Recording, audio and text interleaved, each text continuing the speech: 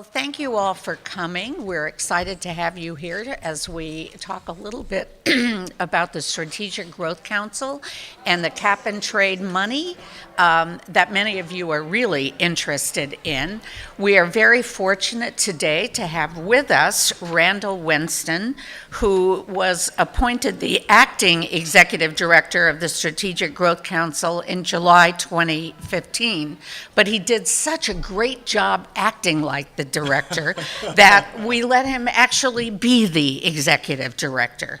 And prior to his appointment, Randall served in Governor Brown's office as special assistant to the executive secretary, where he helped lead implementation of Governor Brown's executive orders on green buildings and zero-emission vehicles, as well as international climate change policy. And we are thrilled to have Randall here.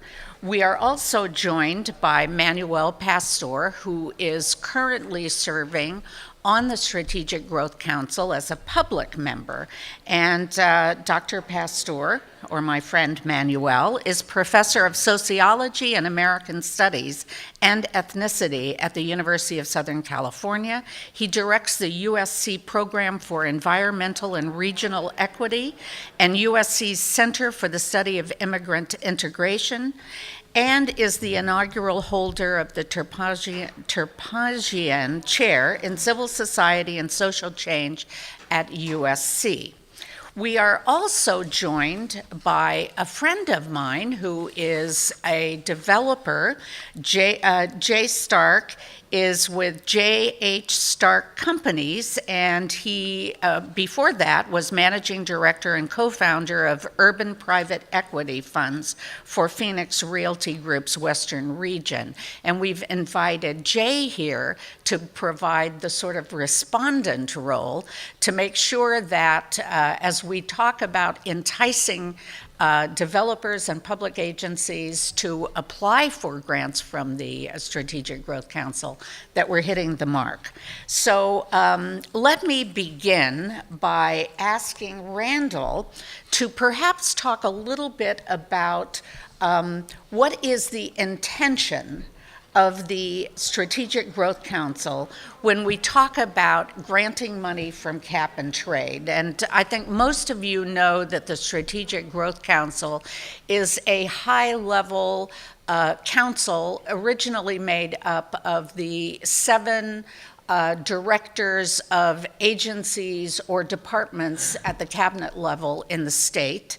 And the intent originally, before they were given cap and trade money, which has kept you all very busy, was to help the department heads and agency heads better integrate the work they were doing on sustainability and economic development and livability. So, but now they've given you a little bit of cash to play with. That's right. So talk to us a little bit about the money and what the intention of the money is. Absolutely. So, well, first of all, thank you, Gail, for inviting me here. Good morning to you all. It's still morning. I'm surrounded actually here by bosses, council members, obviously a public member, and Gail Goldberg, a former public member. So I'm very, very pleased to be sharing with you all a little bit about what we do. So I think Gail encapsulated pretty well why the Strategic Growth Council came together as an interagency body. We're pretty young by way of state agencies, just about a decade old.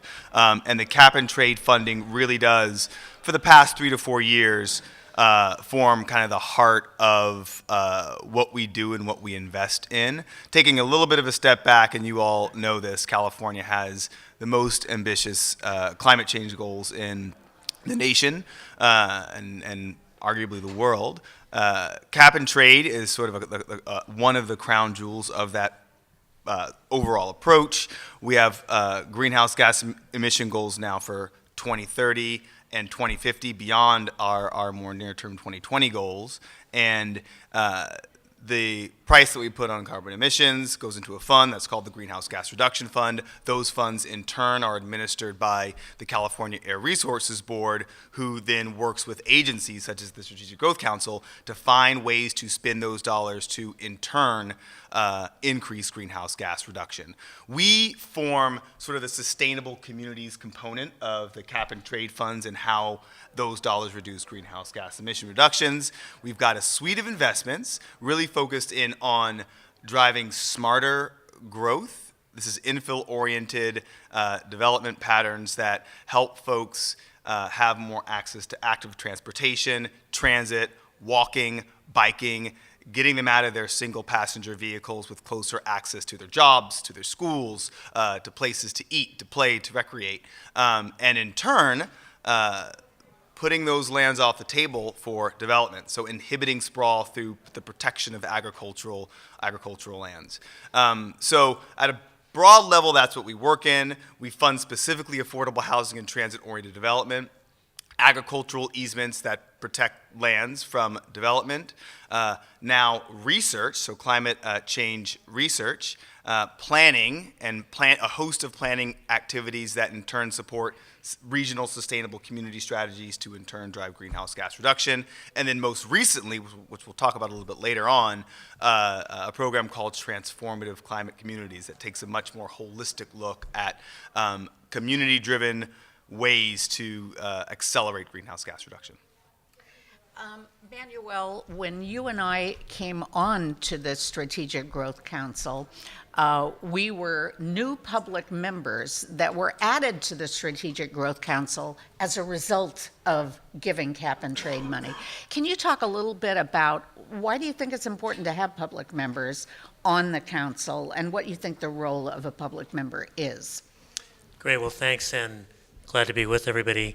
Yeah, it's the Strategic Growth Council was mostly, I think, initially trying to coordinate sustainability initiatives, and then all of a sudden with cap and trade dollars, people were paying a little bit more attention to what the Strategic Growth Council might do. And so as part of the arrangements to put the money in the hands of the Strategic Growth Council, the Speaker of the Assembly and the President Pro Tem of the Senate each got the right to appoint a public member. You were Tony Atkins' appointment. I was Kevin De Leon's.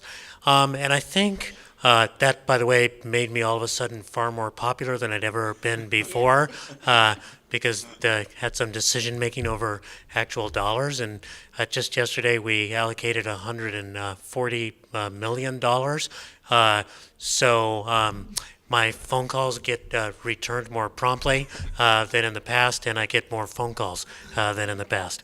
But I think what's been interesting is that while the agencies have paid attention to a variety of different issues, I feel like it was, in particular, my special responsibility, and I announced it on the day that I arrived, to be lifting up issues of equity and environmental justice. Some of what made sure that the money came to the Strategic Growth Council were a lot of efforts by environmental justice groups in the state of California who were opposed to cap and trade because of concerns about co-pollutants that might not be reduced as a result of market-based mechanisms to deal with GHGs, and they wanted to at least figure out how some of that money could be directed to some communities that are overexposed and socially vulnerable.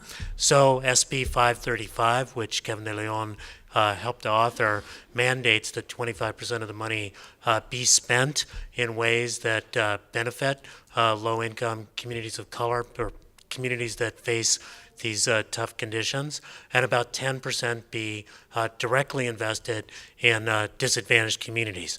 The way that that eventually got defined technically was through the communities that have census tracts that are in the top 25% of something called CalEnviroscreen. I think most of you are from the state, some of you may not be, but CalEnviroscreen is a ranking mechanism looking at tracts in the state of California along the dimensions of basically environmental exposure and public health with one dimension, and sort of social vulnerability and socioeconomic conditions along another dimension.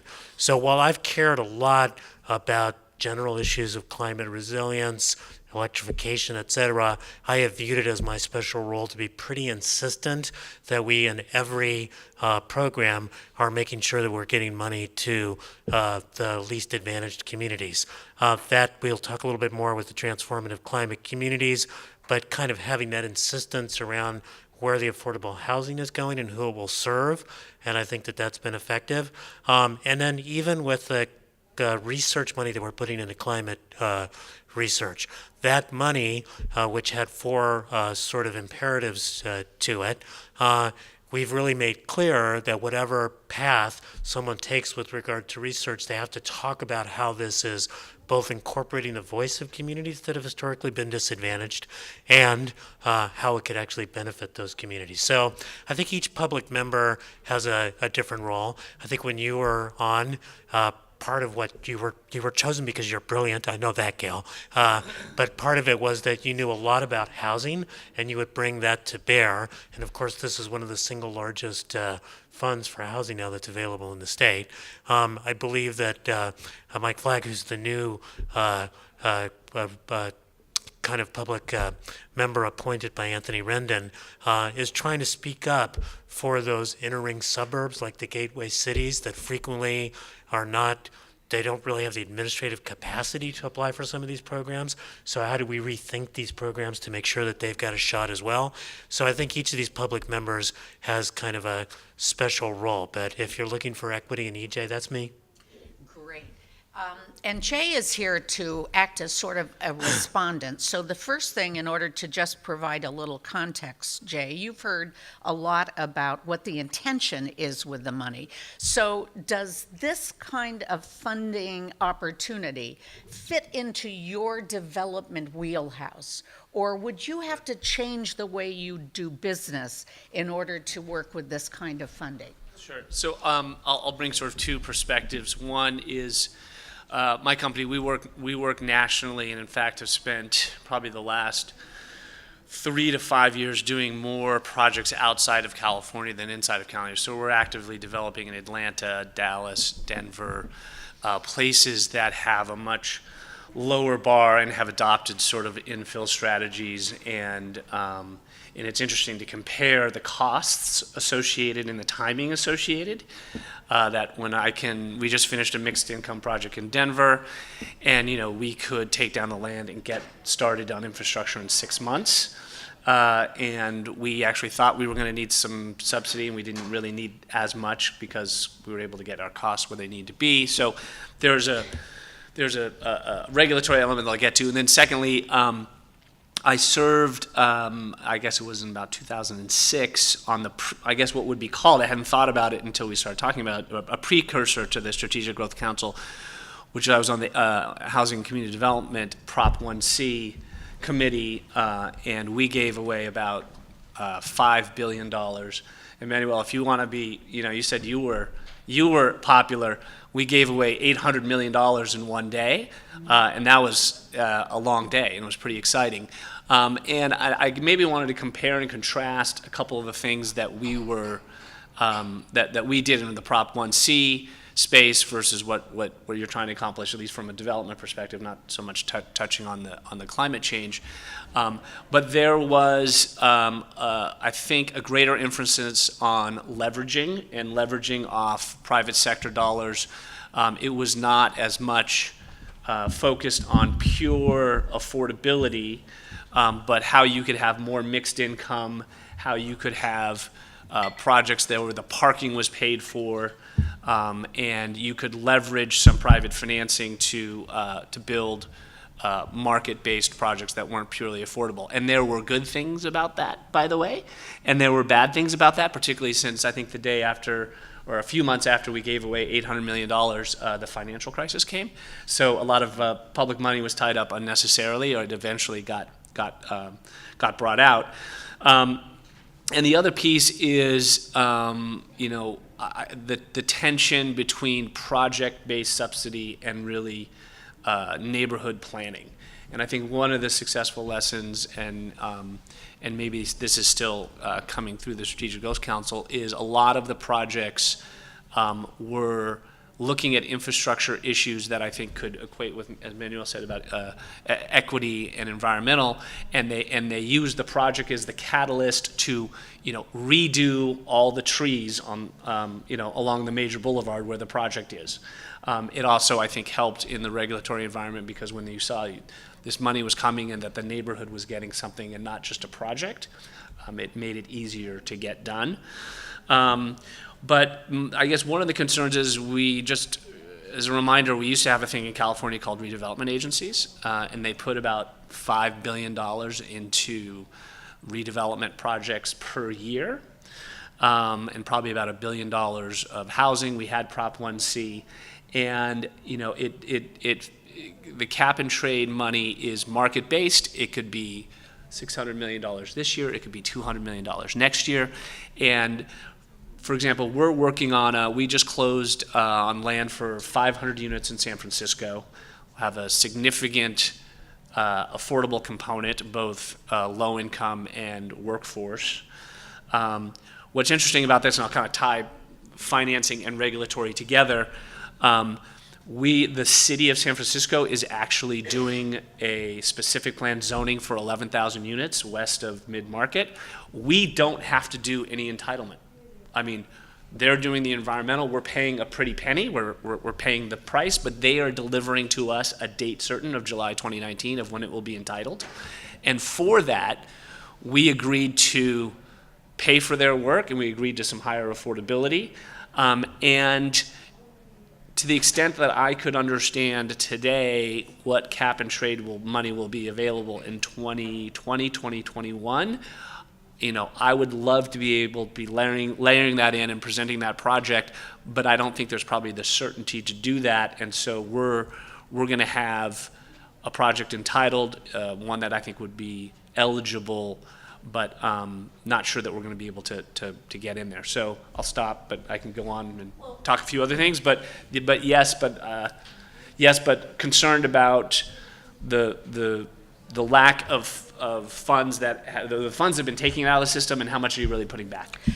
Well, you raise a really interesting observation, I think, about the fact that Strategic Growth Council money, cap and trade money, is not going to get us out of the California housing crisis. Mm-hmm. It's not going to deal in a big way with climate change. So let's talk a little about what it is we're really trying to do with the money, especially with the TCC money. And I'd like for you to talk a little about it as more of a way of changing the way we do business in California, as helping to set examples, if you will, instead of buying our way out, maybe finding new ways of doing business.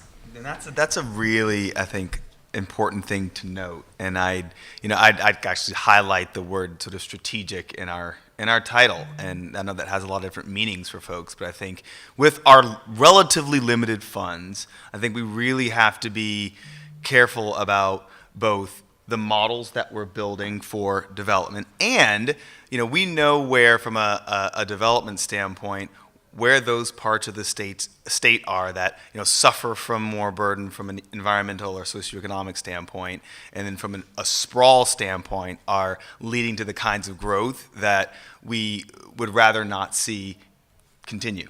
They're known, we can target them, and we do. Speaking first, Gail, to the how we're thinking about how we've been thinking through changing how development operates. There's this new program that we mentioned earlier that Manuel touched upon, transformative climate communities, and I think it really stemmed from the lessons that we learned from a precursor, a program that we've run now for the past 3 years, affordable housing and sustainable communities, where we said, look, developers and those who are applying for funds, it is not just about the affordable housing. We get that there's an affordable housing crisis. It's important to address that. But in order to reduce GHGs, we need to co-locate that housing to transit and transportation opportunities.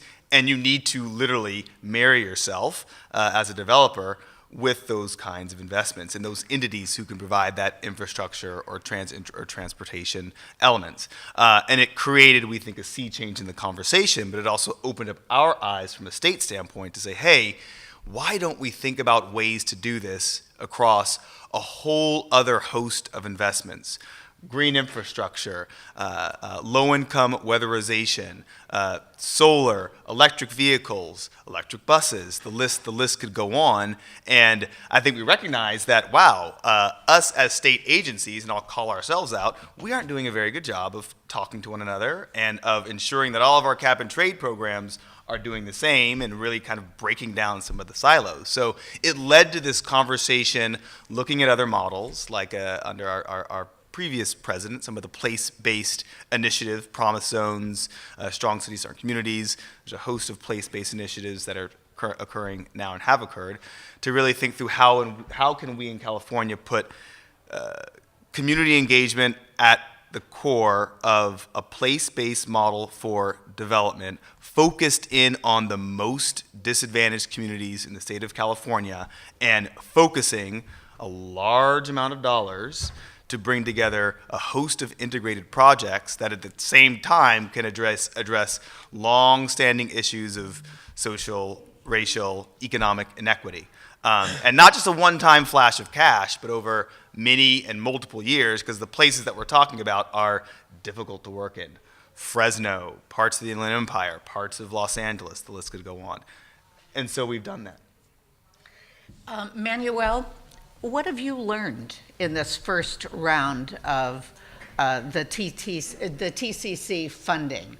Talk a little about North-South, about projects. What's new and exciting there? A couple things. I'm going to start by talking about a couple of other things I've learned by being a public member that are kind of important. That might be useful, particularly because I see some people who think about policy in the audience. So one thing that I've learned is that staffing matters. That one thing that was sort of asymmetric was that a lot of the agency heads had staffs, and so they had a lot of staff work done before a meeting. And I was a lonely professor. So before deciding to take it, I actually asked several foundations to support staff time, including Natalie Hernandez, who's, raise your hand, Natalie. Everything I know know because of Natalie and Madeline Wander. So I think if someone is stepping into this position, you either insist on staff or you build in a mechanism to have staff so you're actually ready to do it. The second thing, and this we'll jump into TCC in just a minute, is that rules matter and guidelines matter in ways that people don't think about. So let me give you an example. We, to allocate the money to quote-unquote the least advantaged communities, use Cal EnviroScreen. Cal EnviroScreen ranks census tracts in the state of California based on their overexposure to environmental negatives or disamenities and socioeconomic vulnerability.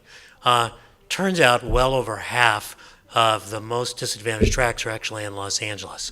So if you set the threshold at, say, 10% of the tracts, you'll drive most of the money to LA, pissing off the Bay Area. So what happened was it got set at 25%, which then could include some of the communities in the Bay Area that are needy but don't really quite meet the 10% threshold for a variety of reasons that have to do with income levels in the Bay Area and wind patterns that push pollution out, et cetera. The problem with that 25% is that you then don't have a lot of incentive to drive, like with affordability, we have programs to drive to deep affordability. We didn't really build in incentives to drive to deep overexposure. And that meant that the places that are the most disadvantaged often don't have the capacities to be able to put in the applications to meet the AHSC categories, which were at 25%. So part of what transformative climate communities did was really drive to the top 5% in terms of the census tracts that are the most disadvantaged in the state. So rules matter, and that's what helped to drive funding to Fresno, Ontario. There were 3 places in LA that applied. Watts is the one that wound up winning. The other way in which rules matter, and this will get to a story I want to tell, is that when we initially set up the rules around the transformative climate communities, again, multi-sector, et cetera, one of the pluses was whether or not you're within 1 mile of a high-speed rail station. Within Fresno, that really advantaged downtown Fresno relative to southwest Fresno, which is one of the poorest, most overexposed African American and Latino areas in Fresno. Miranda will remember that I asked at one meeting, is that 1 mile rule something that's in the legislation, or did we just make that up? Turned out we just made it up. So we were able to shift that rule to 5 miles, and as a result, Southwest Fresno, these communities really got into the negotiation game with downtown. If you've ever been to Fresno, the politics there historically have not been. If you went on a continuum from collaborative to war of attrition, closer to war of attrition. And as a result, it was very, very difficult to kind of get the trust factor going between downtown business community and these communities that have long felt disenfranchised. So the Community Foundation there, trying to launch a successful TCC grant, started a collaborative process in which it's really one of the most remarkable participatory budgeting processes that's taken place in the state of California. Rick, it reminds me of the work that we did many years ago with the general plan in Pasadena to kind of get through some of the longstanding conflicts that were there. So they set up this zone that was downtown, Chinatown, and southwest Fresno, and they basically said, if you live there and you come to 50% of the meetings, you'll have 1 vote. If you work there or have a business there and you come to 75% of the meetings, you'll have 1 vote. That really effectively enfranchised some of the lowest income folks. They went through this elaborate process. At the end, they came up with 4 scenarios. The lowest income community rejected all 4 scenarios, came up with a 5th, and in the last week wound up negotiating with the business interests in downtown Fresno and in Chinatown. They put the 5th scenario up to a vote, and it got 125 of 126 votes. Broad consensus and agreement on the proposal that actually came before us. So to me, that was really an example of using, if you think about transformative climate communities, and what you're thinking about is transformative climate, so you're thinking about all this kind of stuff we want to do around urban forestry and affordable housing and electrifying some of the bus lines, et cetera. But if you're also thinking about transformative communities, this planning process, which actually brought people together in a way that's very unique, and it's going to have to be sustained with more attention, more pressure from Strategic Growth Council to maintain it, very, very important. And I think you see this in some of the other proposals that were successful as well, and 1 or 2 that were not, that not only was attention paid to what is really an interdisciplinary approach to dealing with the climate, what is a way to deal with transforming communities so they can be on the same page and therefore be able to own the plan that they've got, and by owning the plan, be able then to trigger the behavioral changes that are going to be necessary. Because if you set out new forms of transit, you got to make sure people are going to use them. If you set out new kinds of housing, you got to make sure that people are not going to be displaced and they'll be able to stay there. So it's really been a remarkable process. Before I turn to Jay, I want to ask another question of the 2 of you, because as we are trying to implement something that will be an example of how to transform a community, there are lots of partnerships that are required, and I think that Manuel talked about a couple of them. Could you talk a little more about the number of partnerships that existed and were part of these proposals? It's a very good question, and I'll maybe start by saying what Manuel said about rules. We required partnerships. We required all applicants to form what we called a collaborative stakeholder structure that had to include both community-based organizations and local government entities at a minimum. And they had to have 50% leverage So of the 35 million or 70 million that was awarded, they had to go out and find half that more from other partners. So immediately the bar was set pretty high by way of the types of partners that we wanted to see at the table. Every applicant came in with an incredibly different and I think exciting structure. Manuel just touched upon Fresno, which had what might be one of the largest participatory budgeting processes in the state, has a steering committee, advisory committee of community groups, and a whole other set of focus hubs on different areas.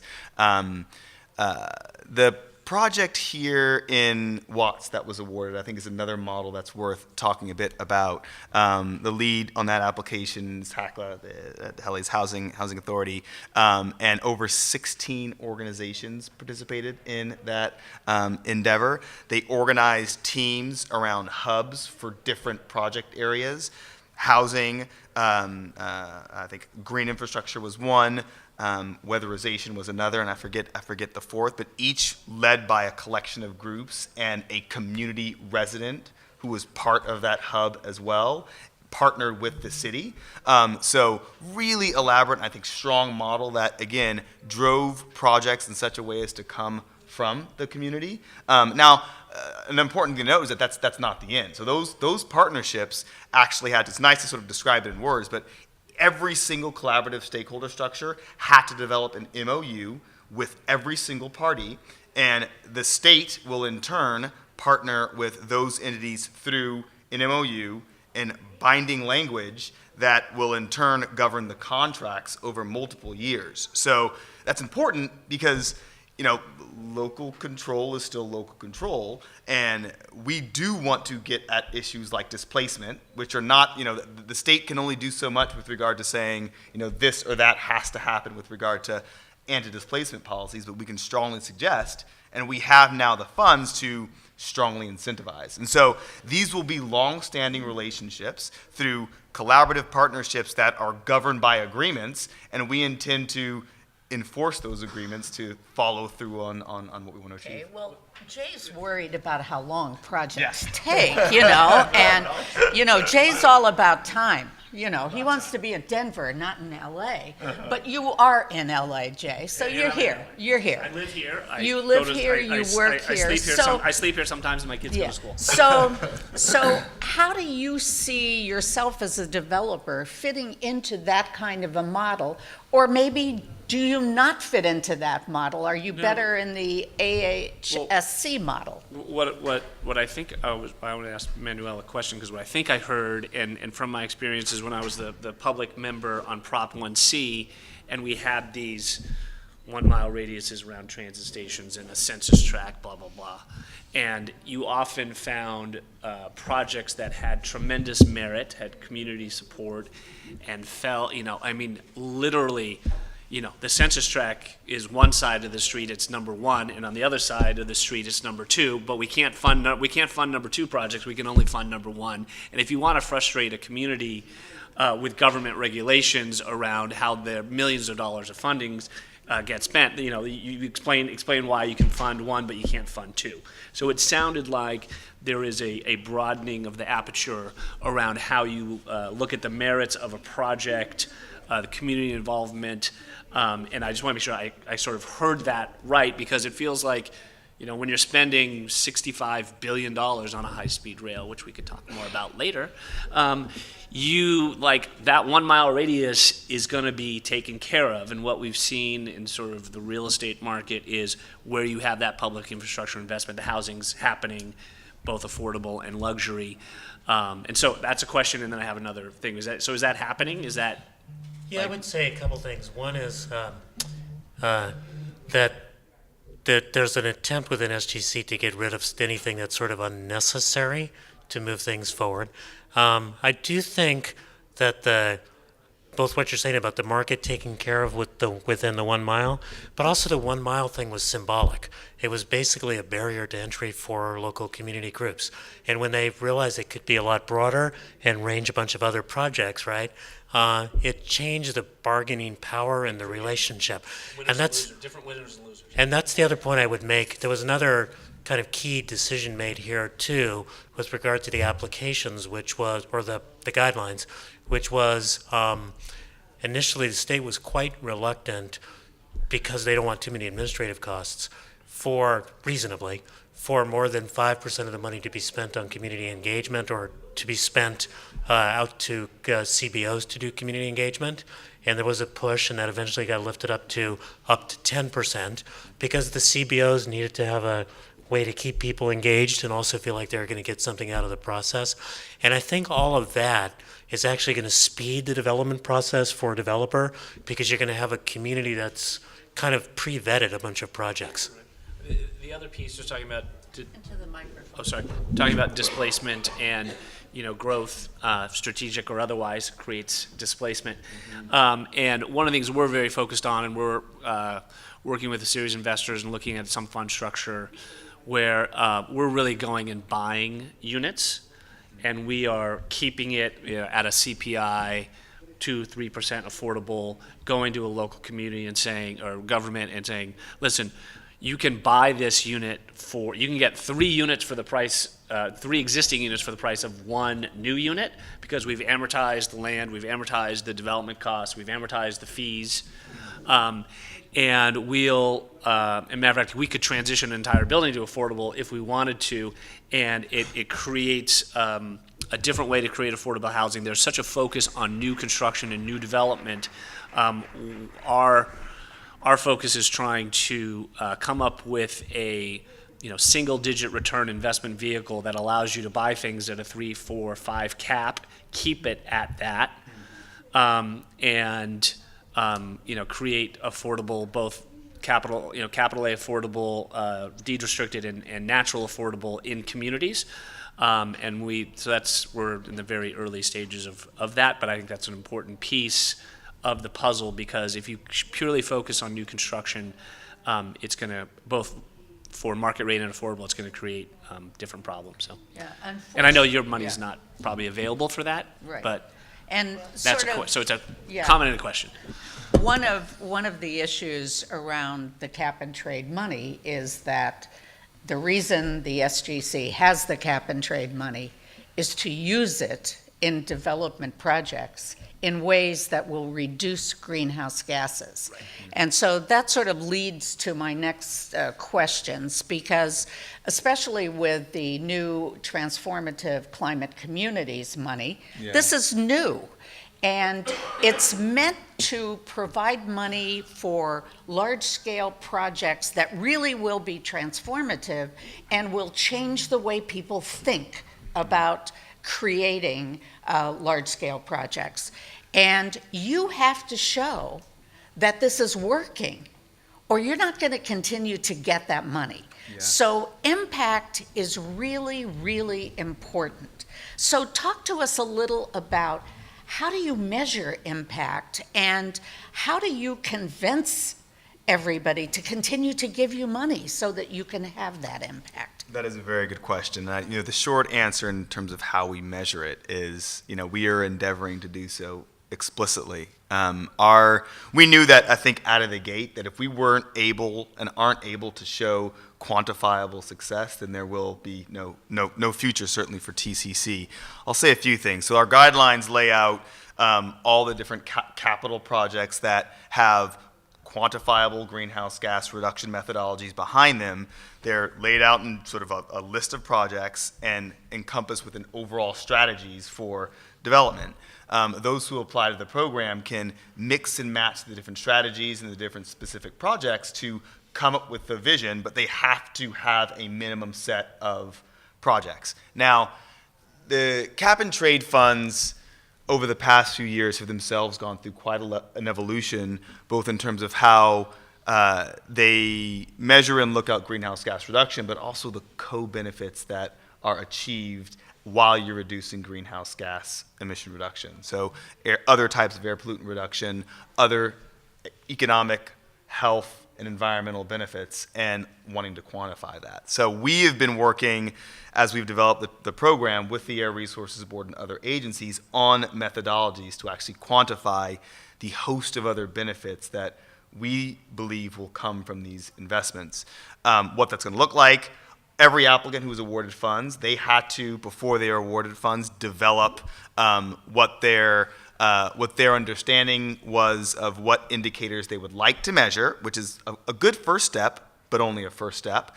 We are going to work with them now that they've been awarded funds, both ourselves, and we've brought on what we call a third-party evaluator. We've contracted with UCLA and UC Berkeley to much more robustly quantify every single indicator that we want to track, in addition to greenhouse gas reduction, tied to all of these capital projects and investments over the life of their investments, so at least 3 years, and it will probably be up to 5. The next 6 months, starting pretty much since yesterday, since we awarded the funds, will actually be spent on developing a framework that's going to be unique to each model. These are different models. Fresno was not Watch, which is not Ontario. Different parts of California, different models that we want to comprehensively evaluate and measure and show the success. And we don't think that's all going to be successful. We certainly hope so. We're some wood to knock on, but we're ready to learn from mistakes that we make. But in every case, we want to measure and evaluate it. What more do you think you want to learn, Manuel? What changes would you like to see, or how do you see the future as we are moving forward, especially with these large-scale projects like the TCC? So, couple things that thought I'd mention. One potential obstacle that I think is not really there any longer. I think in the first couple of years, particularly when you and I were on it, there was a lot of uncertainty about the carbon markets, and that's the agreements on what that's going to look like in the future has given some certainty to the cap and trade flows. So while we can't say for sure each year it's going to be $400 to $600 million, it's not a bad prediction to say that's going to be a flow with some unevenness given the business cycle into the future. So I think that's been pretty important. Two things that I'm sort of concerned about, and I'll say something about TCC. SGC has done an extraordinarily good job at driving its money to the communities that meet the 25% and 10% thresholds. That is, monies that would benefit 25% of the least advantaged folks in California and 10% directly into those communities. In fact, I think our numbers are much closer to 50 to 60%, and with the TCC, that's 100% basically of that $140 million. I am worried that's going to take the pressure off the rest of the cap and trade dollars. That we're sort of making it up on what we're doing with SGC. So I think looking at the other ways in which we're spending cap and trade dollars is going to be very important to make sure those benefits are going to those communities. That is also one thing that I'm concerned about. I'm aware that I'm an appointee of Kevin De Leon. I'm aware that he will no longer be the president pro tem, which could either spell Liberation Day for Manuel, or maybe he'll be a new senator. We'll find out. What I am concerned about is that either I or whoever gets appointed to this position be a solid voice for environmental justice. It's not clear. It's clear to me that other people are concerned about it. It's not clear to me that you've got another voice there that feels that is the central issue. And the environmental justice forces in the state of California have been very responsible for the way in which the cap and trade dollars went. I mean, this is Greenlining Alliance. This is the main environmental justice groups that went up against Prop 23 and then proposed this through the Coalition for Clean Air that became SB 535. And it's the one thing that's very clear in the state of California is that we've got an environmental justice problem that's not just a problem by income, but also a problem by race and political empowerment. So I'm very concerned that we continue to have a EJ voice on the council. I am quite optimistic about the Transformative Climate Communities program. I do think that it's going to yield remarkable results. The one thing I think that we need to do from day one is begin convening the groups, making sure that they're learning from each other, putting the metrics in place, and broadcasting the good news hopefully it's good news, and the problems as it develops, because in order to maintain the political will for this kind of a program, you do need to see the results, and that means you need to be measuring this as well. I am excited about the climate research money that will be out there. I am disappointed that by virtue of being on the council, I can't access any of that climate research money. So I'm very excited to see other people access it and be doing good things to track how these programs turn out. Well, as sort of a maybe final voice, Jay, do you have any advice for these folks as you're sitting here listening? 4 minutes, so I can, I can do Yeah, whatever I can yeah. do. Sure. I mean, I think, as I was speaking in the beginning about my experience in the Prop 1C and lessons learned is, look at, if you can come up with a merit-based system that's not based on census tracts and miles and silly things like that, that I think in the future are going to become less and less important.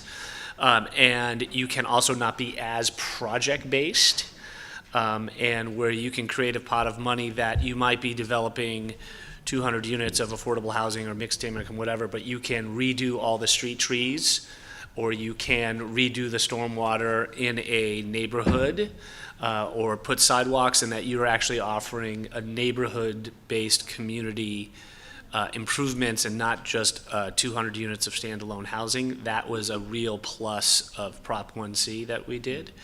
And it can be, and then the last part is the regulatory, being able to support efforts, as I said, like our project in San Francisco, where we're going through a hub rezone. We have 500 units that we know July 2019 they're going to be done. There's 11,000 units that are going to be done as part of this effort that you can support financially or otherwise. Best practices and plowing the field, if you will, to allow these things to happen, because that local money is just that's the last thing they spend it on, and so if you're gonna spur strategic growth, allowing local officials and to do that kind of work is tremendously important across the spectrum of development and infrastructure as well. I'm going to give Randall the last word. Randall, there's a room full of folks here who do development. Entice them. Tell them what's coming up. How much money is there coming in the future, and why should these guys be applying? Last week, the governor gave his final State of the State and his final term as governor. With his State of the State, he talked about his climate change goals. He released his final cap and trade plan, which had over $1 billion in proposed funding. We're going to spend the next year in pretty heated negotiations with the legislature about the future of funding for SGC and for other cap and trade programs. We have a few things, I think, on the horizon that are very, very exciting. The governor proposed a new program, actually, and it's worth reading the fine print. I was just explaining this earlier on.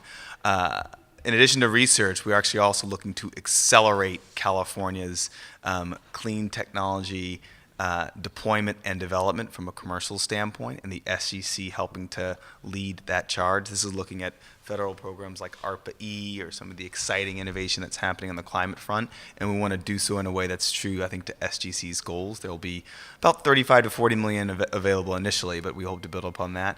TCC, we hope to have that number. Well, the governor has proposed $25 million. I'll leave it to my colleagues to sort of advocate for how much they will, but we at least want to be able to fund additional TCC components. We will go out with another round of AHSC, our Affordable Housing and Transit dollars. Look for that at the end of this year, probably towards the fall. We'll go out with another round.